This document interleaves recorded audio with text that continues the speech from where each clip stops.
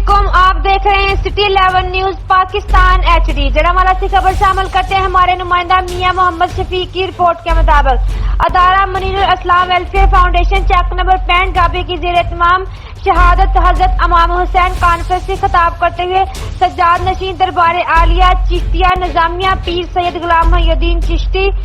پیر غلام محی الدین شاہ، پیر صداقت علی شاہ، قاری الطاف الرحمان چشتی، علامہ کیل شہباز علی احمد صابر چشتی، زاہد حسین زاہد چشتی، قاری جانشار چشتی، اویس چشتی اور دیگر نے کہا کہ نواسہ رسول حضرت امام حسین رضی اللہ تعالی عنہ نے دین اسلام کی سربلندی کے لیے میدان کربلا میں اپنے اور اپنے جانشار ساتھی کی قربانی دے کر صبر و استقامت کی لازوال تاریخ قائم کی۔ نواسہ رسول نے دین کی